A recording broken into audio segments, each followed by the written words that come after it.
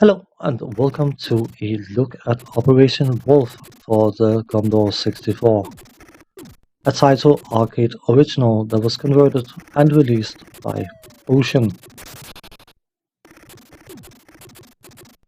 The plot of this game is that some individuals has been taken hostage, and that is a very not nice thing to do to people, so you, being the super soldier thing that you are, have been asked gently to do something about it, and the way you are being asked is that you are kicked out of your plane.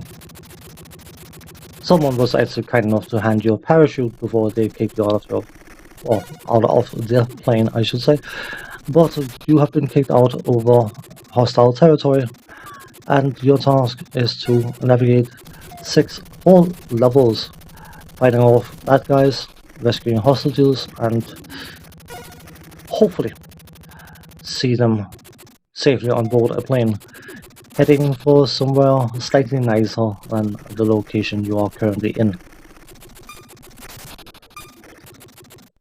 The game is a first-person action shooter thing. The only indication of your presence on screen is the gun crosshair, which you move around and point at stuff in order to shoot it. Or you also need to press the fire button, but details. And each level will have a certain amount of men and vehicles you need to defeat in order to progress to the next level. If we quickly cover the interface, top right, your score. Underneath that, your ammunition supply. To the left of that, you have your health bar. Anything that is solid is your remaining health, and anything that is blinking is lost health, and if the bar is fully blinking, you're dead. The button is an indicator of how many men and vehicles are remaining on the level to destroy in order to beat the level. When you start the game, you get 9 magazines and 5 rocket grenades, and that is the ammunition you have available outside of extra ammunition that you pick up during gameplay. Whatever ammunition you have remaining from one level will be carried over to the next level, with one exception. There's one of the levels which is effectively a supply dump, where once you beat that level you will get a full supply of everything and can move on from that point. But the aim of the game is definitely ammunition conservation, if you want. You have various different pickups you can pick up by shooting at them, in the shape of magazines, which will give you 1 magazine, rocket bombs, which will give you 1 rocket bomb grenade thing. You can only have a maximum of 5 at any given time, something to be mindful of.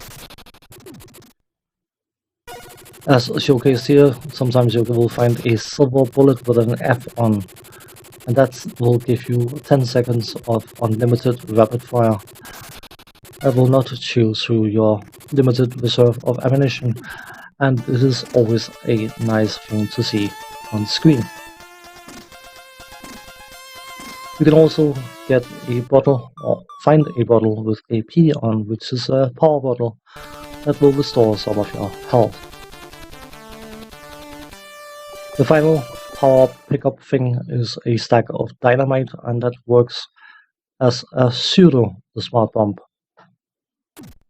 Men parachuting in will be affected by the smart bomb, but helicopters will not.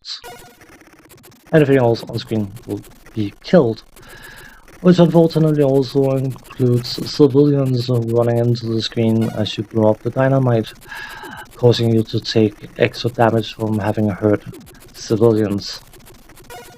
Lovely. From a graphical point of view, this game is nowhere near arcade accurate, perfect, whatever. The backgrounds are a bit bland and a bit boring, but their purpose is to set the scene, and that's what they do, and they do that quite well. Men and vehicles and that kind of stuff is a bit coarse looking, but you can easily identify what is dangerous, what is super dangerous, and what is so dangerous it's almost a brown pants alert. So as such, the graphics work perfectly fine. And of course, it moves incredibly smoothly if you consider how much activity is on the screen at any given point. The sound design, the gun sound is a bit repetitive, but I suppose if you had to listen to someone shoot a submachine gun for 10 minutes straight, you would also find that sound slightly repetitive. The explosion sound, I think, is a bit flat, but all in all, it is fully acceptable.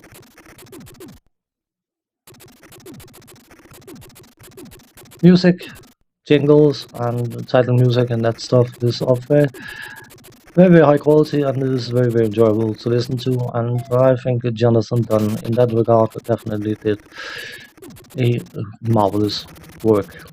Whatever thing, you know what I mean. Good stuff. The controls. Bear in mind, of course, that the arcade original was using a light gun, and trying to mimic such a system on a joystick-based system would have been incredibly difficult.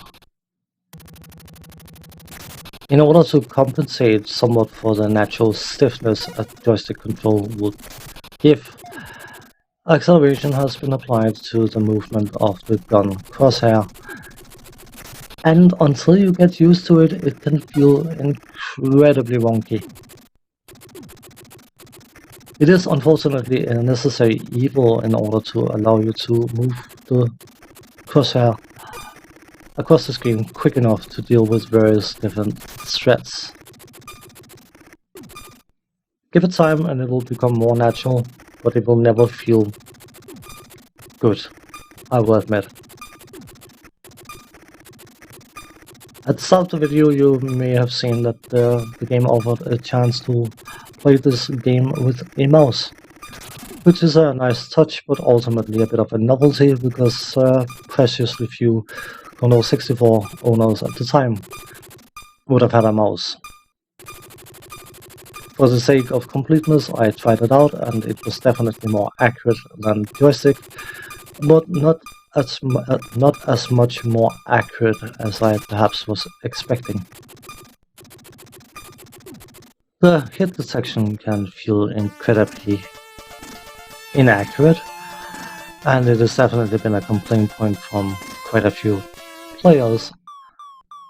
But what I found, because of course the way I approach these games when I intend to make videos of them, is looking for patterns in spawns and power-ups and how the game mechanics behave. I discovered that the hit detection is not as unresponsive as it may appear to be. It's just that you need to be incredibly accurate in order to hit specifically moving targets, and as such, I can understand why people would say that it feels like it's not working half the time.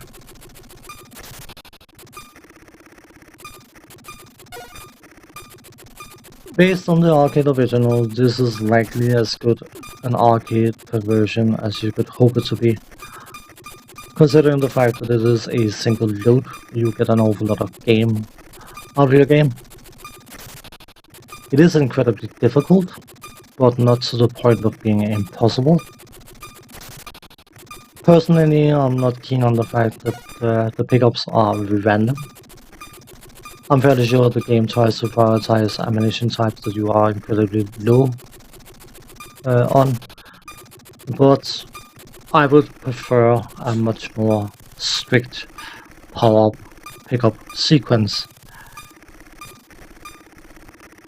When it comes to arcade conversions for the Commodore 64, I still think Cabal is the better one and the more enjoyable one, but amongst many other arcade conversions, this is definitely not a bad one. On that note, thanks for watching, Take care. See you next time. Bye bye for now.